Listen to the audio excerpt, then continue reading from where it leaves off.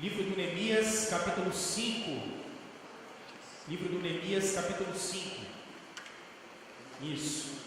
E eu desde já, como vocês podem perceber, são 19 versos. Nesse capítulo eu dividi ele em duas partes. A primeira é o levantamento de problema até o verso 5. Depois nós temos a atitude de um governador, que é o caso do Neemias, e como é que ele age no meio do conflito. Quando nós idealizamos essa série, nós pensamos exatamente em fazer algumas reflexões do papel do cristão como cidadão. E tendo em vista e visando exatamente que daqui a alguns dias, exatamente uma semana, nós elegeremos os nossos representantes. Deputados, governadores, presidentes, senadores, é o que nós vamos fazer. Então, como eu disse para vocês, eu dividi esse texto em duas partes. Antes, porém, é o 24, Mateus, por favor. Coloca lá. Não, joga lá no 24, por favor. Antes, porém, eu preciso, ele só está ajeitando aí, que deu um bug do milênio aí nesse negócio. Travou. Eu queria deixar para vocês algumas dicas de leitura, exatamente assim, pastor, onde é que a gente está embasado aí para a gente conversar sobre essa série. E eu queria deixar 3 dicas de leitura para vocês, que uma é um livro de um teólogo brasileiro, não, holandês. O nome dele é Hoekemaker. O nome dele é Doever. E calma aí que eu tenho igual carro hoje. Vou voltar a funcionar aqui. Beleza. Vamos. O nome dele é Hoekemaker e o nome dele é Doever. Ou Hoekemaker.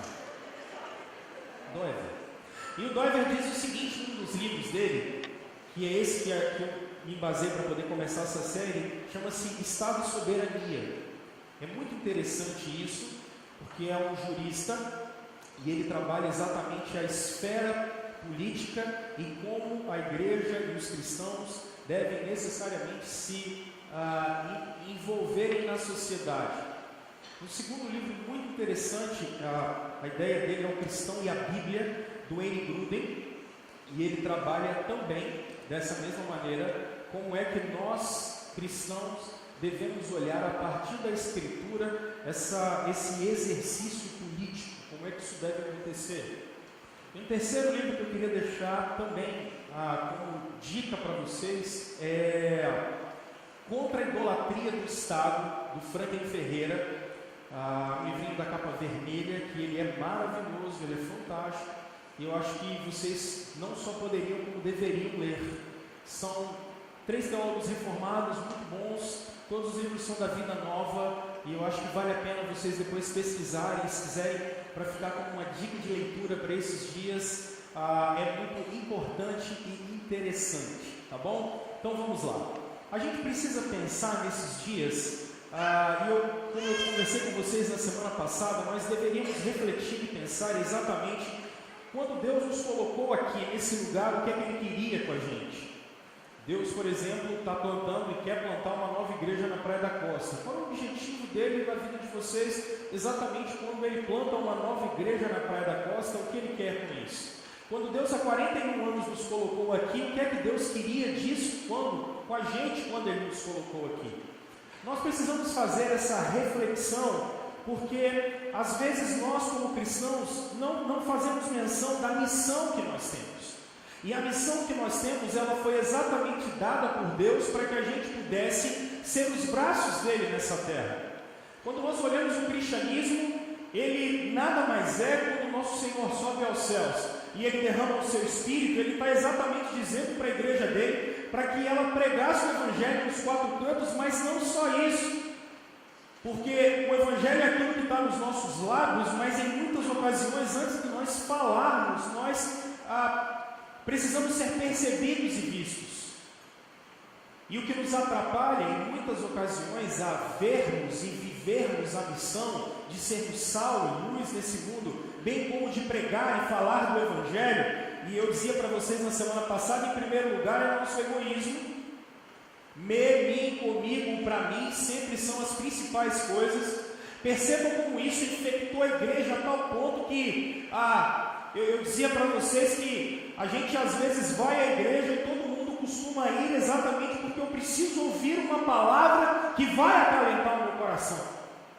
E todas as semanas isso acontece, semana após semana, semana após semana, mas nós não temos crentes maduros para viverem a missão, porque via de regra, a gente é egoísta demais, a gente virou materialista demais, a gente está sempre preocupado.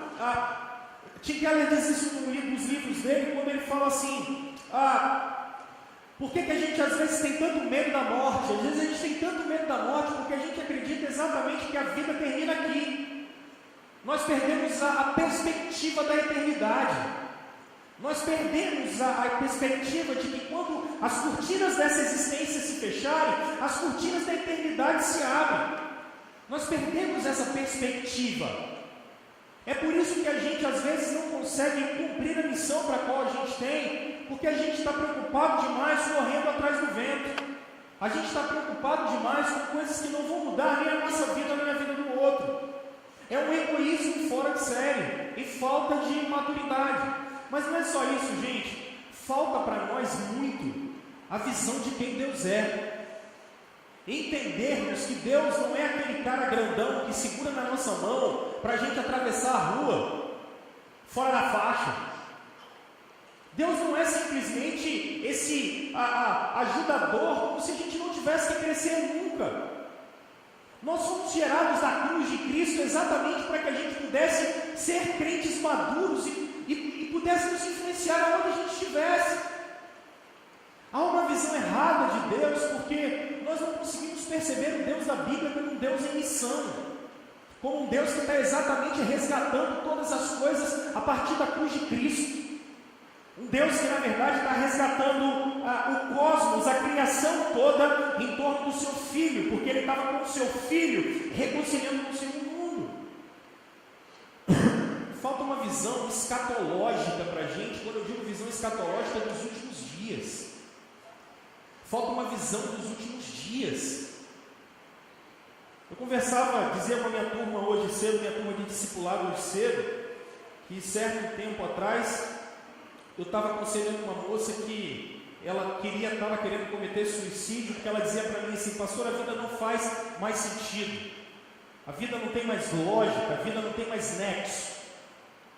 E eu dizia para ela: mas filha, por que você está falando isso? E ela dizia para mim assim: pastor, eu estou falando isso porque nada dá certo, dá tudo errado sempre, e parece que nada está bom e nada fica legal. E eu dizia para ela assim: você acha que você não está com a visão errada do mundo, filho? Mas por que, pastor? Porque eu acho que você está querendo plenitude, realização, perfeição, você está querendo um Eldorado, você está com uma visão ufanista de mundo num lugar que não vai ter. O mundo é um lugar de aflições. Eu venci o mundo, mas o mundo é um lugar de aflições. Então as coisas dão errado e sempre darão, porque se elas deram errado, entre aspas, para o Filho de Deus, o nosso Senhor, porque elas não dariam errado para a gente. Não há e não cabe no mundo uma visão de um Eldorado aqui, em que tudo é só vitória e só vitória. Isso não existe. Esse é o problema às vezes da igreja. Ela não percebeu que é uma igreja em missão e que a morada da gente, embora nós estamos aqui, precisamos mudar o mundo como ele está, porque o reino é já, mas o reino é ainda não, porque o Cristo ainda não voltou. O que nos impulsiona a lutar pelo mundo que está à nossa volta, seja casamento, família, trabalho, sociedade, política, como estamos vendo, é porque o Cordeiro já está reinando. E nós fazemos parte desse reino. E esse reino vai avançar à medida que a gente trabalhar com ele. Mas eu dizia para vocês que também uma das outras coisas que nos atrapalha muito a viver como deveríamos viver o cristianismo na prática, é a idolatria que nós temos no Estado. E isso eu conversei com você semana passada. Alguns de nós, percebam, colocam toda a sua esperança no próximo presidente da República. Alguns de nós colocam toda a sua esperança no próximo deputado que vai ser eleito. Alguns de nós olhamos e falamos assim, mas algumas crises acontecendo no mundo e a gente fala assim, mas será que ninguém vai fazer alguma coisa? E quando a gente fala que ninguém vai fazer alguma coisa, a gente está falando do Estado. Será que não tem governante para fazer nada aqui? Como se os braços do Estado conseguissem chegar em qualquer lugar. E aí a gente conversava sobre isso, porque um outro problema, se a gente coloca a solução no governo, se a gente coloca a solução no governante, por outro lado a gente não faz aquilo que a gente tinha que fazer e foi capacitado para fazer. Esse é um problema sério.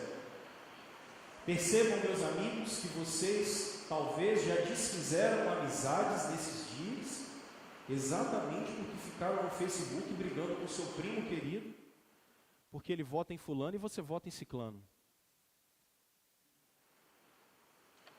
Porque na verdade, o governante ou o seu candidato, a política, o Estado, eles são o seu Deus. Eles são o seu Deus. Eles controlam você a tal ponto que fazem com que você não consiga perceber que propaganda eleitoral é gratuita, mas amizade é cara. Que propaganda eleitoral é uma coisa que tem todo ano e é subsidiada a cada 2 anos. Mas família é caro. Porque a gente levantou um ídolo. E por trás desse ídolo, o que está é o seu ídolo ego. Porque você está tão apaixonado por esse negócio e tão cego, que você não consegue ouvir e nem ver que talvez o outro tenha uma opinião e você simplesmente ou vai respeitar ou vai pelo menos ouvir. Só que como via de regra a gente acha que é o dono da razão, a gente não consegue ouvir as outras pessoas. E o desafio que eu fiz e faço para vocês é exatamente esse. Se fizessem isso com Cristo, eu duvido qual de nós o defenderia a ponto de perder parente, porque nosso ídolo, na verdade, é algum tipo de Messias que nós levantamos na política, ou como se o Estado fosse resolver todos os nossos problemas. E o que está por trás disso é a nossa omissão. Quais são os pecados que estão aqui envolvidos? O primeiro mandamento ele é quebrado logo de cara, porque eu sou o Senhor teu Deus, não terás outros deuses diante de mim. E quando nós elencamos políticos, governantes ou governos, nós estamos atribuindo ao governo algo que só a providência de Deus pode dar. Nós estamos atribuindo à política algo que só a providência de Deus dá. Nós estamos atribuindo a ideologias algo que só a obediência à palavra de Deus pode dar. Porque o prosperar de um povo ou não prosperar de um povo depende da sua moral e depende da sua conduta com Deus, antes de mais nada. Isso é providência. Nós não confiamos em carros, nós não confiamos em cavalos. A nossa força está em Deus. Mas mais do que isso, não só isso, nós poderíamos dizer ainda que a nossa adoração e a nossa confiança não está em príncipes, mas ela está no Deus que sustenta todas as coisas. O primeiro mandamento é quebrado porque nós somos idólatras. E nós brigamos com quem está à nossa volta por causa da idolatria do nosso coração. Mas nós anulamos a cruz de Cristo. Anulamos a cruz de Cristo porque Jesus, quando subiu aos céus, Ele nos deu capacitação para olhar para quem está à nossa volta e olharmos para essas pessoas e as abençoarmos, independente de governo, estado, político ou política. Porque o que eu sou, o que eu tenho, o que eu faço é de Cristo. Porque eu sou escravo do seu reino. Eu sou escravo do Senhor do universo. E Ele me chamou para o seu reino. Nós não podemos anular a cruz de Cristo sempre colocando a responsabilidade em cima de outro, dizendo eu pago os meus impostos. A gente dá a César o que é de César, isso é a nossa obrigação. Mas Deus não nos chamou para fazer obrigação. Deus nos chamou para sermos luz e sal nessa terra. E depois que eu preguei semana passada, um irmão falou bem assim, pastor, muito legal, só faltou uma coisa. Eu falei, o quê? pode saber que no final da eleição pode eleger A, B, C ou D. Vocês vão ficar completamente insatisfeitos com quem foi eleito. Tenham convicção disso. Sempre foi assim.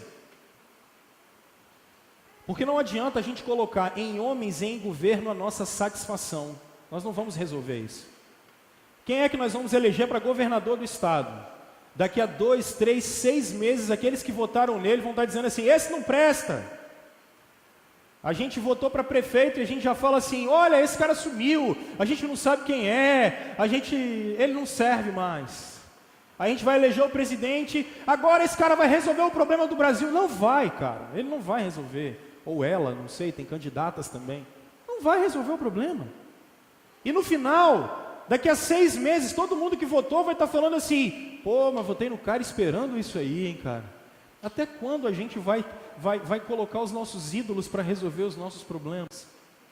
A nossa força está no Filho de Deus. Mas hoje, quando eu chego em Neemias capítulo 5, eu percebo, em primeiro lugar, um grande problema aqui. E esse grande problema está exatamente dos versos 1 a 5. Se você olhar comigo, por favor, dá uma olhada no verso 14 rapidamente, que eu quero mostrar um negócio para você. Também desde o dia em que fui nomeado seu governador na terra de Judá, desde o 20º ano até o 32º ano do rei Artaxerxes. Quanto tempo Neemias estava governando a reconstrução de Jerusalém? 12 anos. Há 12 anos ele era governador da terra e de Jerusalém. Vamos ver se está vivo aqui. Ops. Tá. Já falei com vocês, tá? Já falei. Agora eu vou para cá. Já tinha 12 anos que ele era governador de Jerusalém.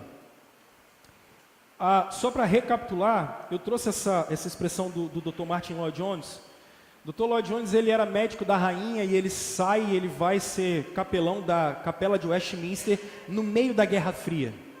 Eu acho muito interessante isso que Dr. Lloyd Jones diz, diante daquilo que eu estava conversando com vocês ontem. Ele diz, se a igreja cristã dos nossos dias desperdiça quase todo o seu tempo denunciando o comunismo, ele está no meio da Guerra Fria, tá? Então, a ideia é Estados Unidos e União Soviética.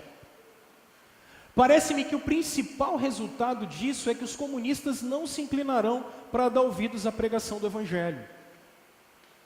Se a igreja fica sempre a denunciar algum segmento particular da sociedade, ela estará fechando as portas para a evangelização àquele segmento. Todavia, se adotarmos o ponto de vista do Novo Testamento sobre essas questões, teremos de acreditar que os comunistas também têm uma alma que precisa ser salva, exatamente como a alma de qualquer outro indivíduo. Eu só coloquei essa citação diante do que eu estava dizendo para vocês, porque eu queria que vocês pensassem antes de sair brigando com todo mundo por causa de política, e brigando com todo mundo, porque a gente precisa pensar que quando a gente começa a dividir classes, eles e nós, a gente começa a pensar que aquela galera não é digna do Evangelho, mas a gente é. Aqueles caras lá, eles não, a gente sim. Faz sentido, irmãos? E se você olhar, o Dr. Lloyd Jones termina, porque a citação é muito grande, ele diz, nós somos reformados, então você vota em quem você quiser. Isso é problema seu.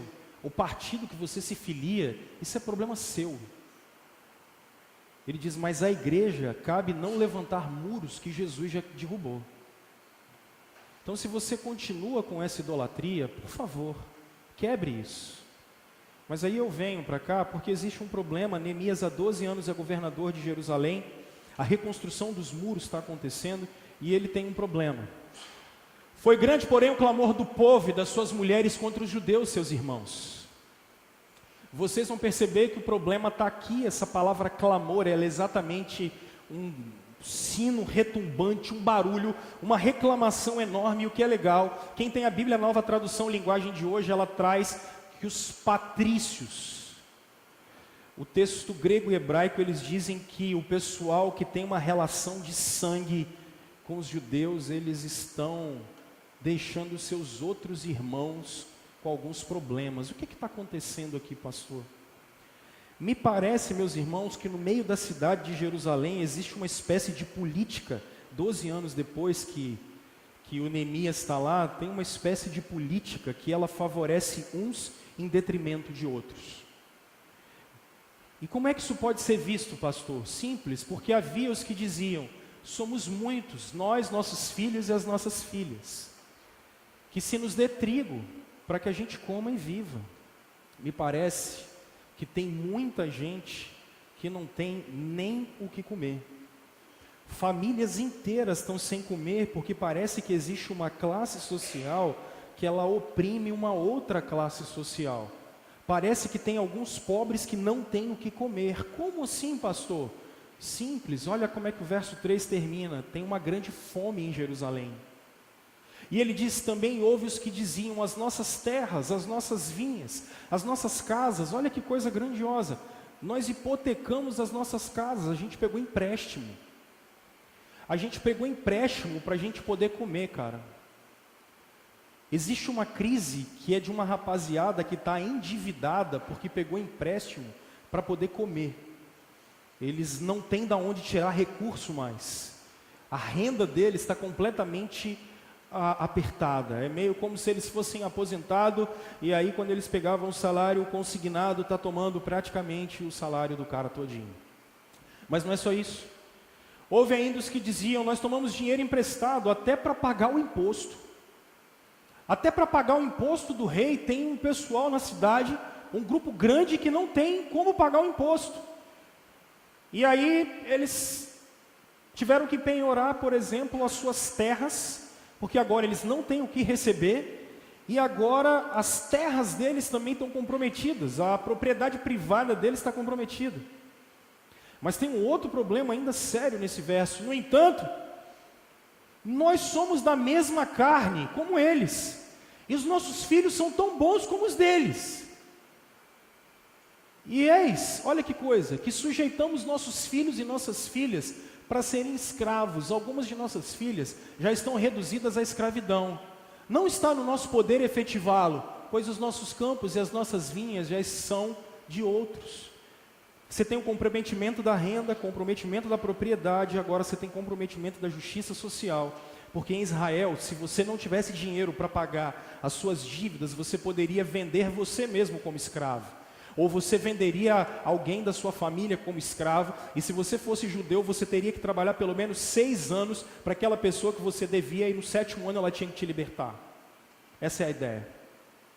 Mas tem uma crise que está instalada, gente. Neemias, depois de 12 anos no governo, ele tem uma crise. Fome, ele tem uma crise de endividamento, pessoas perdendo as suas casas, e me parece que alguns têm mais e outros têm menos. Meus irmãos, me parece que esse não é um problema simplesmente do tempo do Neemias. E aí eu chamo o Tim Keller para poder conversar um pouco com a gente. Porque talvez se nós olharmos hoje o nosso tempo, a gente vive talvez uma questão tão difícil como essa do tempo do Neemias. A gente vive um período de crise social fora de série. Eu tenho falado para vocês dos 60 mil homicídios no Brasil, por exemplo. A gente tem conversado sobre os 11 mil suicídios no Brasil. É um número absurdo. Eu fiquei assustado essa semana, eu tive que levar a Aline para fazer uma perícia, e ela trabalha na prefeitura de Viana, e eu fiquei assustado porque eu levei ela, e aí ela foi lá, marcou o horário, porque ela no posto de saúde que faz, né, ela é funcionária da prefeitura, e eu fiquei assustado porque na hora que a gente estava saindo, tinham 3 marmanjos, eu acho que eu batia na cintura deles, de altura, e aí lá do outro lado, tinha um cara que ele estava limpando um lote. Isso era o sol de meio-dia, cara. Um sol na muleira desgramado. Aí aqueles 3 figuras estavam assim, eu não vou falar do estereótipo deles, para vocês não falarem que eu sou contra as minorias. Aí vem o cara. Aí lá de longe, ele já faz logo assim para os caras e dá aquele riso. Aí eu olhei e falei: eu não acredito, cara. Meio-dia. E aí vem ele, tranquilo. Aí os caras só fizeram assim. 2 ficaram, o outro foi lá para trás do carro, voltou, aí ele vem correndo devagar naquela encolha do sol de meio-dia, se escondendo de todo mundo, né? E eu falei, Aline, não é possível, cara. No centro da cidade, na saída da escola, porque quem já foi no posto de saúde de Viana, sabe que em volta tem uma escola, aquele monte de moleque meio-dia, garotos de 9, 10, 11, 12 anos, cara, e tráfico, uma coisa absurda. Eu falei, não é possível, gente. Eu olhei para a Aline, aí ela falou, ih, amor, isso não é nada. Quando eu saio do colégio todo dia, semana passada mesmo, meus alunos do 9º ano, eles estavam saindo, e eu achei estranho, porque estava um cheiro muito forte. Eu falei, Aline, isso é maconha. Porque eu tinha ido buscar ela. A crise social que a gente está vivendo, ela é sem precedente. É uma crise social sem precedente. E a questão toda é que quando a gente olha, então esse não é um problema do tempo do Neemias. Esse é um problema da nossa época. E como é que Deus encara esse negócio? E o Tim Keller vai dizer o seguinte, deixa eu só passar isso aqui para eu poder adiantar. Eu quero mostrar esse slide de baixo aqui, porque quando a Bíblia olha para a gente, ela manda a igreja olhar com olhos de justiça generosa. E aqui olha para mim. Olha para mim, que eu vou falar algumas coisas assim, olha bem para mim. Perceba isso aqui. Mishpá, que é a palavra ação, porque o que a Bíblia diz de exercício de justiça?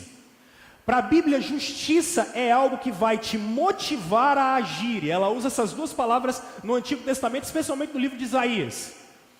A palavra mishpá, que é o que me leva a agir, ela é repetida 200 vezes no AT. Significa tratar as pessoas com imparcialidade, assegurar os direitos de cada um, garantir que cada pessoa seja louvada ou punida pelos seus atos de maneira correta. Beleza? O que Deus espera da igreja dele? O que Deus espera de um governante? O que Deus espera de uma igreja, o que Deus espera dos governantes é exatamente que eles tenham misericórdia no coração e isso gere ação. E que o mal seja completamente amassado e triturado, mas que o bem seja glorificado. Isso é justiça na Bíblia. Agora olha para cá que eu estou ficando muito preocupado com alguns crentes que semana que vem votam em pessoas, ou mesmo talvez não votam em pessoas, mas esse discurso, ele precisa acabar. E se você que está visitando a gente, desculpa, mas pelo menos para vocês que são minhas ovelhas, bandido morto é bandido bom é bandido morto, é só se for na sua cabeça. Bandido bom é bandido morto só se for no inferno que você vai, miserável, pecador. Que história é essa? Que justiça é essa? Bandido bom é bandido morto? Pastor, você não sabe, assaltaram e roubaram o meu carro. Que legal. Pastor, estupraram a menina lá perto de casa, porque o mundo não é redondo, ele é quadrado. Deixa eu dizer uma coisa para vocês. Esse poder está na mão do Estado e não nosso. E a gente deve cobrar isso do Estado. Fato. Agora, meus irmãos, nosso Cristo estava numa cruz de braços abertos, não era no meio de 2 almofadinhas com terno e gravata, era no meio de 2 bandidos. Olhando para quem tinha crucificado ele, olhando para ele, e ele estava olhando para aquela galera toda embaixo, dizendo: Pai, perdoa essa rapaziada porque eles não sabem o que fazem. Bandido bom não é bandido morto, bandido bom é bandido convertido. Um dia a gente estava fazendo e levantando, isso aqui na igreja, a SAF estava levantando um negócio para levar sabonete, escova de dente para o pessoal do presídio. Teve um irmão que chegou para mim e falou assim: isso aí eu não ajudo não. Eu queria saber qual é a Bíblia dele, porque esse cara tinha que sair fora da igreja, porque eu estava preso e vocês foram me visitar. Só que na Bíblia dele não tem isso, cara. Na Bíblia dele não tem isso. A gente precisa parar com esse negócio. A gente nunca teve isso aqui no Brasil dessa maneira. Essa luta de classes absurda. Eles e nós. Acabem com isso. Minorias e maiorias. Mulheres e homens. Que história é essa? A menor minoria de uma sociedade é o indivíduo. Isso é fato. Isso é bíblico. Jesus morreu por um povo. A menor minoria que existe é um indivíduo. Porque ele deixa 99, porque ele as ama e vai buscar uma só. Essa é a menor minoria que tem. Então por que a igreja se deixa levar por essas coisas? Bandido bom não é bandido morto. Se roubar o seu carro, cara, pare e peça a Deus para que o seu coração perdoe. Se fizeram mal a você, peça a Deus para que te ensine a perdoar. Porque Deus tem mais para te dar. Se fizeram e maltrataram você, talvez alguém na sua porta, olha o que fizeram com o nosso Cristo naquela cruz. Foi muito pior do que foi feito. Quem exerce a justiça é o Senhor. Quem exerce a justiça é o Senhor. Nós precisamos parar com essa luta de classes que ela não existe.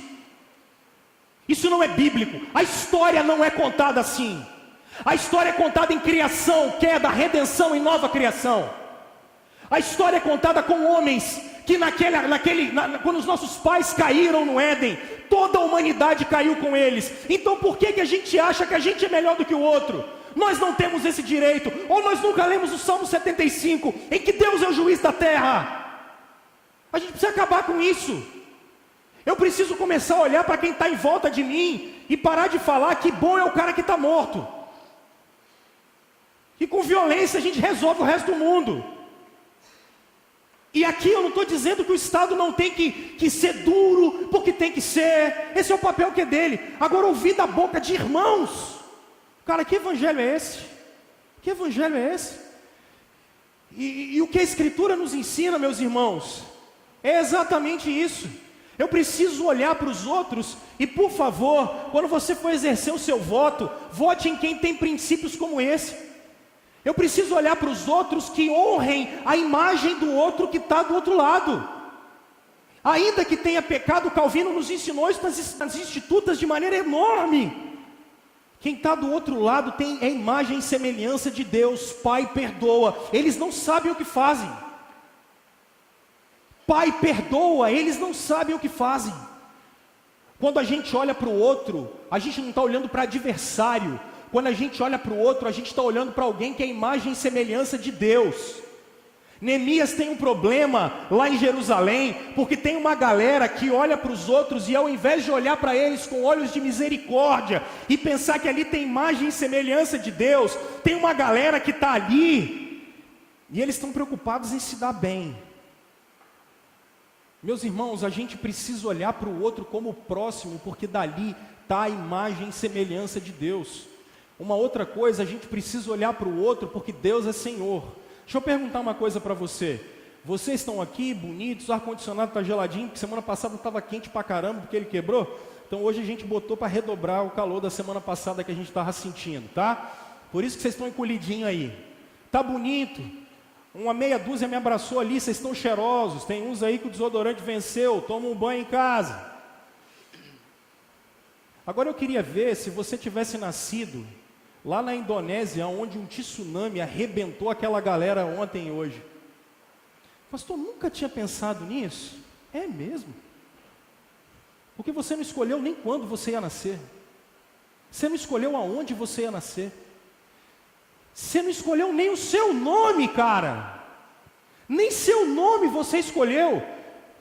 Eu queria ver se você fosse japonês na Segunda Guerra Mundial com uma bomba daquela vindo na sua cabeça. Mas não, a gente está aqui. Porque quando Deus botou a gente aqui, Ele botou a gente para olhar para o outro, porque Ele é Senhor. Se Ele te colocou aqui, não é porque você merece, mas Ele é Senhor, e quem ordena sobre a sua vida é Ele.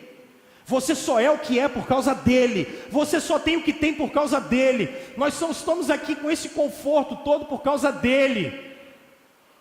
A gente tem um problema social fora de série. Só que a gente precisa passar a olhar para o outro não como adversário, mas como imagem de Deus. E olhar para nós, não como se a gente fosse o suprassumo da sociedade, mas como sendo o canal de bênção de Deus. Esse é o problema. E por último, Tim Keller diz o seguinte, especialmente se você é crente, se você está visitando a gente, me procura depois. A justiça de Deus foi aplicada a você. Paulo vai dizer isso em Romanos capítulo 5, Tiago vai repetir isso na carta dele. E o livro de Hebreus vai falar isso também no capítulo 10. A justiça de Cristo foi colocada sobre nós. Isso é justificação pela fé. Porque quando nós cremos, Deus passou a olhar para nós, porque o sangue de Jesus passou a nos purificar de todo o pecado. A justiça de Cristo foi atribuída a nós, mas a beleza da justificação é que ela é muito maior do que perdão. Como eu tenho explicado para vocês, perdão é algo que é subtraído da gente, mas justificação não é só o pecado que foi subtraído e tirado de nós, mas é a graça de Cristo e os seus atributos que foram colocados na gente, sem a gente merecer. Então eu tenho que olhar para o outro, não como se ele fosse meu adversário, mas eu tenho que olhar para o outro, porque se eu fui alvo da justiça de Deus, que foi colocada sobre Cristo na cruz, por que é que eu vou crucificar quem está à minha volta? Bem-vindos ao cristianismo, gente. Bem-vindos ao cristianismo, em que a gente tem que olhar para o mundo caído e falar: Pai, perdoa, porque eles não sabem o que fazem, porque eu sou o maior de todos os pecadores, porque a cruz coloca todo mundo lá embaixo. Diante de um problema social que existe, o convite que é feito para a gente é para que a gente não erga um muro que a cruz já derrubou. Isso é Efésios capítulo 3. É que a gente não erga de novo um muro entre o próximo, que a cruz veio reconciliar a gente com o outro. E eu volto para o Dr. Martin Lloyd Jones. Eu não tenho a menor ideia de quem vai crer, minha gente. Eu não tenho ideia. Eu sei que o meu papel é exatamente glorificar o bem, fazer o bem e promover justiça. Se nós queremos renovar os nossos votos com o outro, nós precisamos olhar para o outro não como sendo adversário da gente. Nós precisamos aceitar outras ideias, mesmo que elas não vão a convencer a gente tem que aceitar outras ideias. Agora, para eu adiantar, se em primeiro lugar há um problema, a pergunta que a gente faz, como o Drummond de Andrade ensinou para a gente, é: e agora, José, o que a gente faz? Porque você podia dizer assim: qual deveria então ser a postura de um governante diante de um quadro como esse? Qual é que devia ser? E aqui eu quero gastar os meus próximos minutos exatamente tentando ajudar você a pensar um pouco na decisão que você vai ter nessa semana. Quem é que é digno da confiança da gente? Quem é digno daquilo que a gente tem que fazer? O cara é meu amigo, o cara é legal. O que o cara faz? Ele dá bala para todo mundo lá, quando sai, não sei. Mas vamos dar uma olhada. Entre os versos 6 e o verso 19, diante dessa crise, desse caos social, Neemias, como governante há 12 anos, ele vai ter algumas atitudes. E aqui eu quero tentar te dar alguns norteadores. Alguns norteadores para você poder orar essa semana e você poder tomar uma sábia e boa decisão. Acho que a primeira coisa que acontece, gente, é que Neemias ficou extremamente aborrecido. Olha o verso 6. Ouvindo eu, pois, o seu clamor e estas palavras, eu muito me aborreci. Algumas versões está que ele ficou irado. Eu acho que alguém para ter a confiança da gente, cara,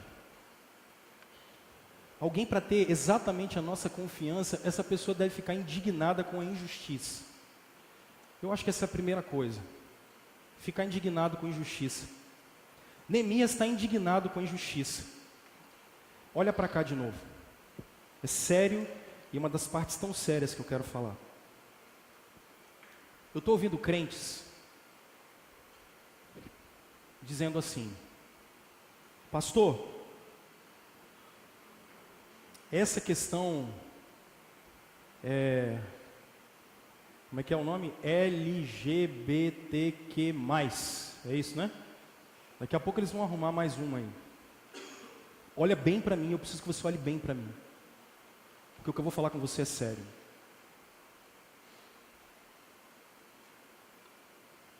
Isso aí não tem jeito não.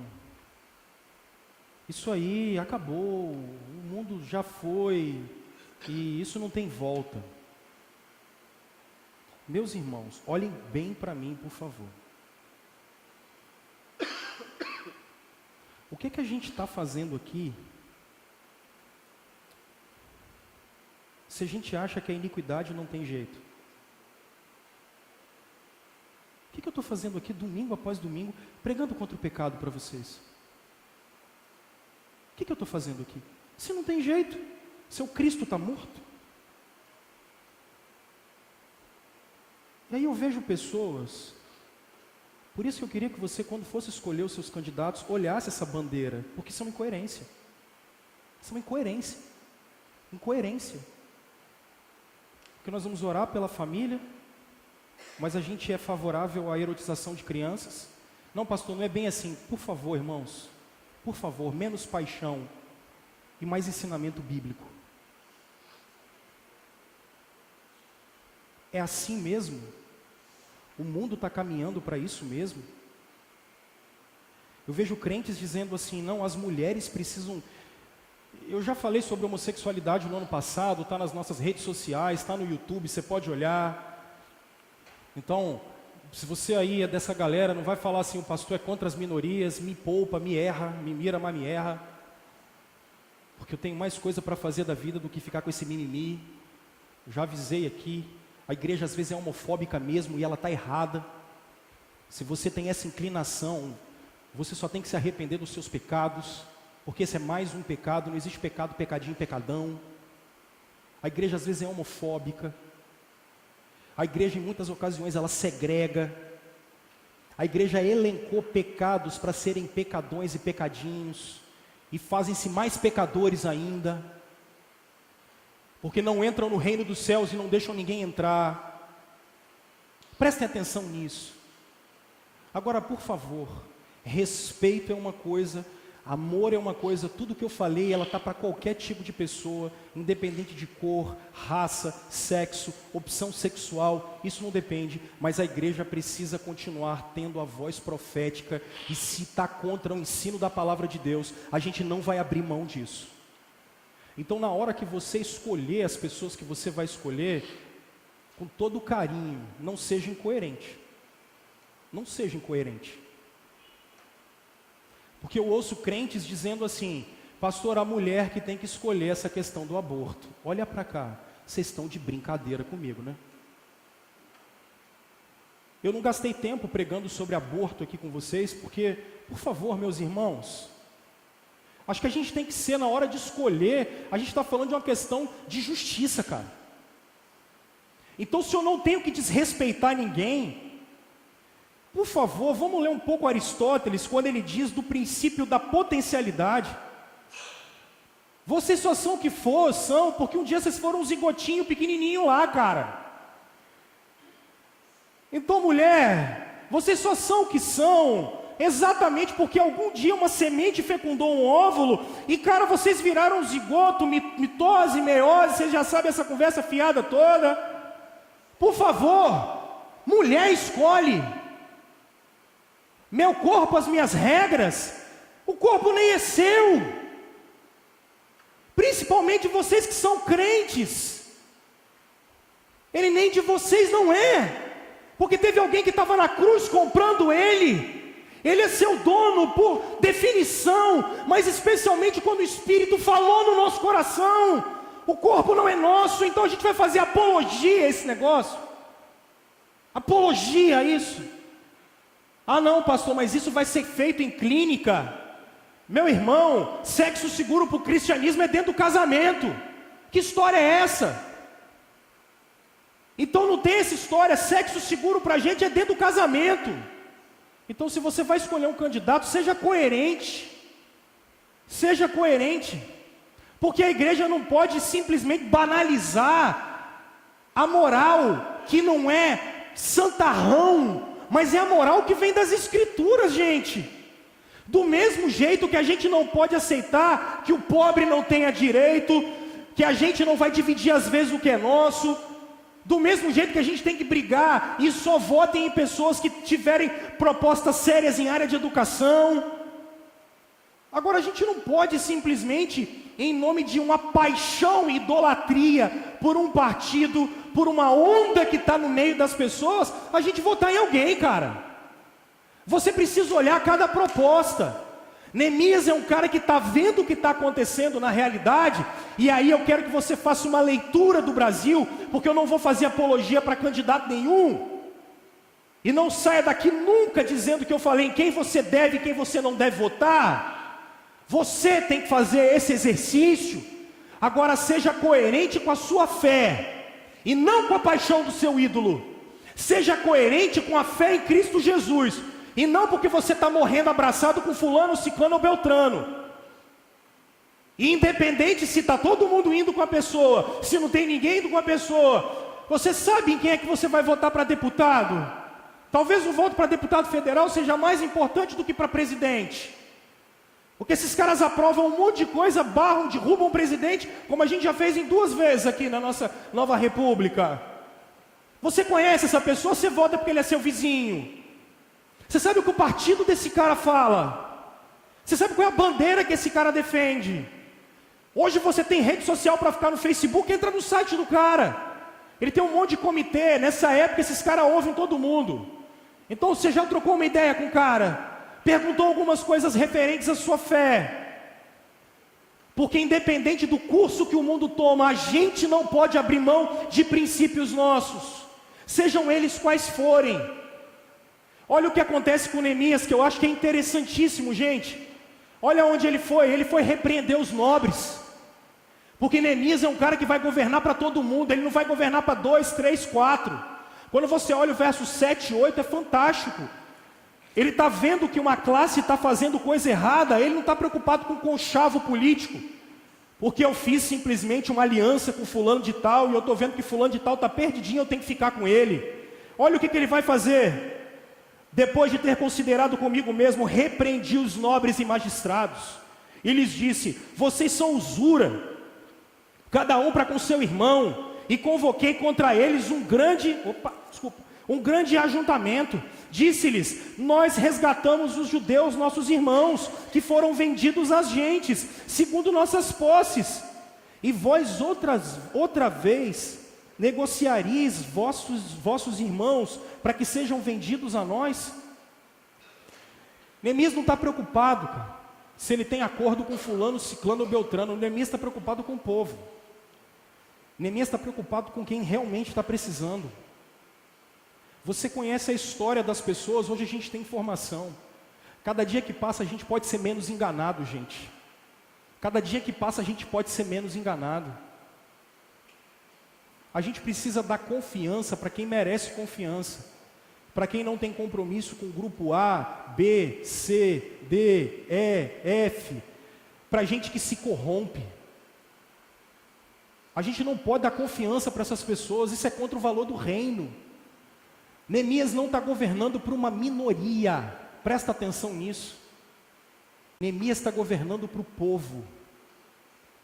Neemias não está promovendo uma luta de classes no meio de Jerusalém. Neemias está promovendo justiça generosa, porque ele está governando para todo mundo. Vote em quem você tem plena convicção, que não está no meio de conchavo, que não está no meio de controvérsia. Vote em quem realmente está lutando por justiça de todos. De todos. É um exercício que você precisa fazer, isso é sério. Isso é sério. Vamos lá. Olha mais algumas atitudes dele. Esse cara está criando um mecanismo de justiça generosa. Olha que coisa grandiosa que ele faz. Verso 10. Também eu, meus irmãos e os moços lhe demos dinheiro emprestado e trigo. Demos de mão a esse empréstimo. O cara perdoou dívida. Olha o verso 11. Restituí-lhes hoje, vos peço, as suas terras, as suas vinhas, os seus olivais, as suas casas, como também o 100º do dinheiro, do trigo, do vinho, do azeite, que exigistes deles. Então responderam, a gente vai restituir. Porque eu acho que isso é interessante, o cara está criando mecanismos de redistribuir as terras, e o mais legal é que ele, olha como é que termina o verso 12. Então chamei os sacerdotes e os fiz jurar que fariam segundo prometeram. Neemias cria mecanismos de justiça. Ele está criando um mecanismo para perdoar dívida, para redistribuir terra, mas ele está supervisionando para ver se isso realmente vai acontecer. Isso realmente vai acontecer.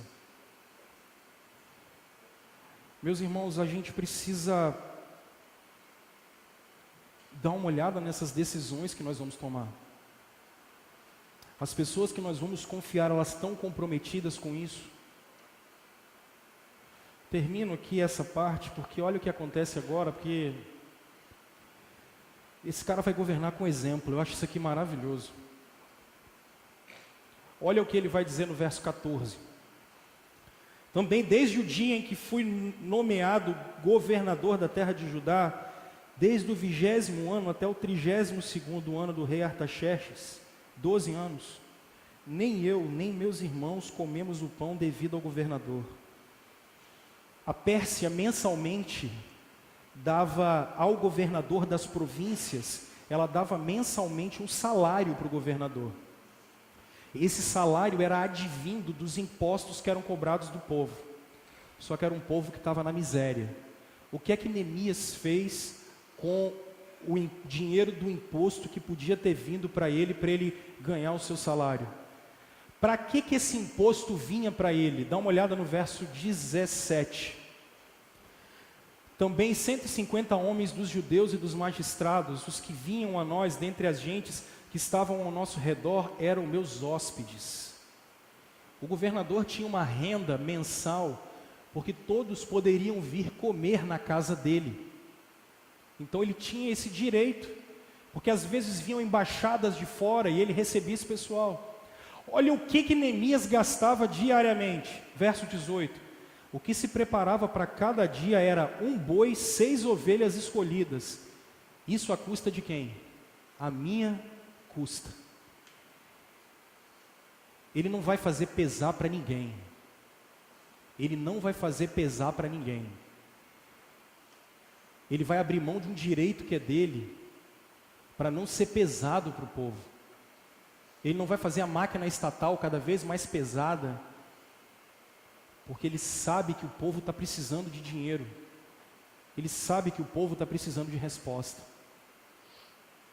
Sabe o que é mais bacana?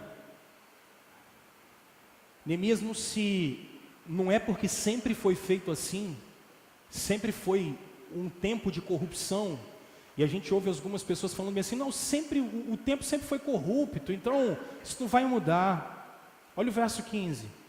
Os primeiros governadores que foram antes de mim oprimiam o povo e lhe tomavam o pão e vinho, além de 40 ciclos de prata, até os seus moços dominavam sobre o povo. Porém eu assim não fiz por causa do temor a Deus. Não é porque sempre foi assim que esse cara vai agir assim. Ele vai abrir mão dos seus direitos, ele vai trabalhar pelo povo, ele vai trabalhar para que o povo tenha direito, ele não vai ser pesado para a máquina pública, mesmo que fosse legal ele ter isso, ele não vai fazer isso. Quando você olha o verso depois, Neemias era um cara rico, ele podia ter comprado todas as terras que estavam em volta, mas ele não vai se beneficiar da indústria da pobreza. Antes também na obra desse muro fiz reparação e também nenhuma terra nós compramos, verso 16. As terras estavam em preço de banana e ele podia ter comprado isso, e ele podia ter se dado bem, e esse cara não vai fazer isso.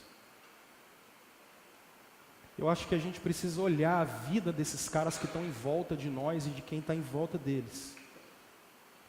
Quem são essas pessoas que são dignas do voto da gente? Quem são essas pessoas? Se esses caras forem governar, quem está com eles? O que é que vai acontecer? Como vai ser? Equipes, planos, o que tem? Qual o exemplo que essas pessoas têm? Histórico de vida delas. Neemias vai governar pelo exemplo. Neemias vai governar pelo exemplo. Uma última coisa que eu acho impressionante nele é que esse cara teme a Deus. Só no último capítulo Neemias ora 7 vezes. Enquanto esse cara governa, ele teme a Deus. Termino. Porque eu já sei que você já está pensando isso. Pastor, a gente não tem um governante assim. A gente queria muito um Neemias. Não é isso que vocês estão pensando? Eu sei. Você imagina o meu desespero, porque eu fico estudando isso aqui a semana toda, né? Vocês estão ouvindo só agora, eu estou sofrendo desde segunda-feira. Mas a gente não tem ninguém perfeito, né, pastor? Cadê o Neemias, pastor? Aonde ele está? Pois é, gente, eu quero piorar para vocês. Porque essa pergunta, e eu chamo o Kuyper para falar com a gente. Kuyper tinha duas coisas. Primeiro, o Kuyper falava da igreja institucional. Isso aqui, ó. CNPJ, plá, plá, plá. Kuyper era um pastor reformado, primeiro-ministro da Holanda de 1901 a 1905. E Kuyper fala de uma outra coisa chamada a igreja orgânica, que são vocês e eu de segunda a sábado. E domingo também, né? A igreja orgânica é essa que está espalhada pelo mundo afora. E Kuyper diz o seguinte: a missão da igreja institucional é evangelizar e nutrir os cristãos da comunidade. O que eu estou tentando fazer aqui, e a gente fica tentando fazer isso sempre. Enquanto trabalha, a igreja produz gente que se dedica a artes, ciência, educação, jornalismo, cinema, negócios, tudo isso de maneira distinta. Leiam essa frase aqui, como? Se não tem político bom é porque a igreja está falhando, tá? Se não tem gente boa é porque a igreja institucional está falhando. Se não tem gente capacitada e a gente olha e fala assim, cadê o Neemias? É porque a igreja está falhando. Lembra do Bill Hybels? Se existe uma solução para esse mundo, essa solução está na igreja.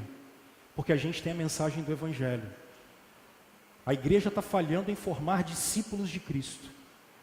A igreja está falhando em formar gente que vai influenciar o mundo. E quem falou isso foi o primeiro-ministro da Holanda entre 1901 e 1905. O formador da Universidade Livre de Amsterdã, que está lá até hoje. A igreja está falhando. A igreja está falhando. Se você chega hoje e diz assim, pastor, cadê o Neemias? A culpa é nossa. Nossa. Porque a gente está fornecendo filho para o mercado de trabalho, ao invés de estar construindo filhos para a glória de Deus. A gente está fazendo filhos para serem um sucesso, ao invés de constituirmos filhos para serem discípulos de Cristo. A gente está tentando passar em concurso e ser alguém na vida, e esquecendo que na verdade a vida é passageira e a gente vai embora como um sopro e o que fica é o nome de Cristo. Nós esquecemos disso. E a igreja precisa retomar o seu papel de formação de discípulos de Cristo em todas as áreas da sociedade. Deixa eu dividir uma coisa com vocês. Essa semana, semana passada, um professor de filosofia de uma escola me ligou perguntando se eu podia participar de um painel na escola, uma escola aqui da cidade, aqui no Coque, porque ele estava com dificuldade de achar teólogos formados para falar sobre fixismo, que é uma ideia antiga da filosofia, contra o evolucionismo. E ele falava assim, pastor, eu não estou achando teólogos, você por acaso tem alguma formação teológica? Alô?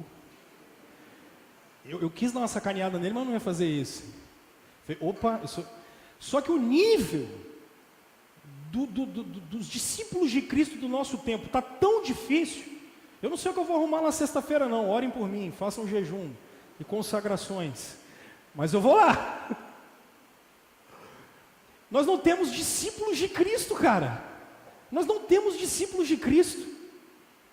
A gente está precisando de discípulos de Cristo em todas as áreas, inclusive nessa. Quem sabe daqui a 2, 4 anos. Eu tenho falado com as meninas do departamento infantil, fui fazer uma reunião com elas de planejamento do ano que vem. Eu queria que a gente formasse o próximo prefeito da cidade aqui, cara. Para favorecer presbiteriano, não. Para favorecer justiça para esse povo. A gente tem brasileiro que está precisando de justiça. E nada como os filhos de Deus para aprenderem da cruz para fornecer justiça. Algumas pessoas falaram comigo um dia desse, falando assim, pastor, você precisa de ver, o ministério público dessa cidade é todo corrompido. Eu falei, gente, onde é que estão os crentes, cara, então? Porque tem um monte de crente que faz direito e passa em concurso, cadê esses caras? Onde está a galera da comarca da família? Cadê essa rapaziada? Aonde é que está? São os seus filhos, sou eu, é você, que aprendemos da cruz de Cristo para inflamar o mundo com a mensagem do Evangelho, primeiro com o que nós somos e depois com a nossa boca, falando do Evangelho da graça e da glória de nosso Senhor. E eu vou estar vivo para ver isso, gente. Deus não me deu sonho à toa, não. Eu vou estar vivo para ver esse negócio. Eu vou estar vivo para ver a igreja de Cristo aqui nessa cidade. Se você perguntar para mim assim, pastor, você quer ir embora da cidade quando? Nunca, eu já comprei até um túmulo ali no Jardim da Paz. Já se for, já me enterra lá, fala com a Aline, mas me crema antes, porque me dá fobia pensar que eu vou ficar ali embaixo.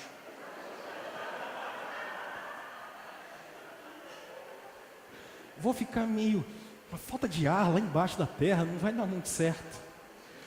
Porque eu quero ver o evangelho fazendo efeito aqui, cara. Eu quero ver esse negócio. Nós vamos junto. Nós vamos junto. Eu quero ver as minhas filhas fazendo diferença nessa cidade. Eu quero ver os filhos de vocês. Eu batizei o filho de vocês. Eu quero ver esses meninos crescendo. Eu quero casar eles. Porque eu quero ver esses meninos transformando a grande vitória. Deus não me chamou para não ver isso. Eu quero ver isso. Eu preciso ver isso. E eu quero convidar vocês a gente começar a fazer essa diferença.